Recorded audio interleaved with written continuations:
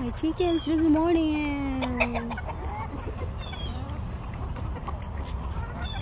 So kunti na lang to sila guys, hindi na ganun kadami dahil nabenta-benta ko na yung iba. Ako parang mangitlog tong isa.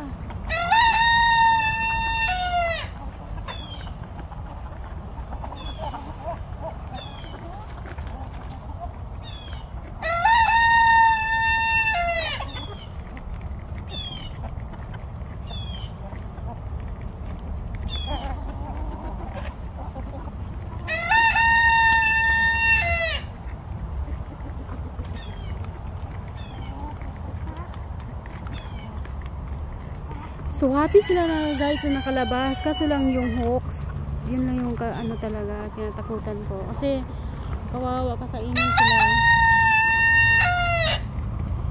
yung mga manok.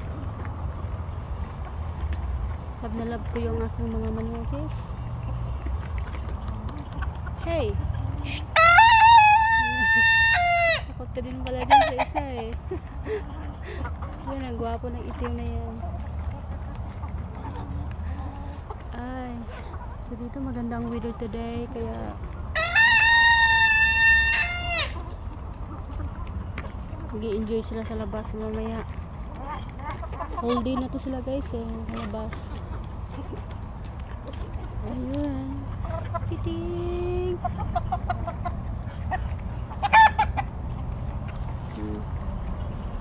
So yan, ang oyster shell yun guys, kasi yung itlog nila one time may nakita akong malambot, kaya sinearch ko, kailangan daw nila yan. So yan, ewan ko ba kung kakainin nila yan kasi ibang amoy eh, ikalat na sila doon no?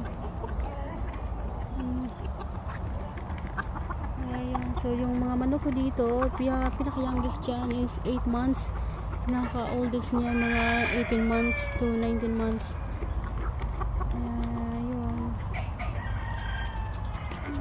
Kawawa din yung mga manok guys.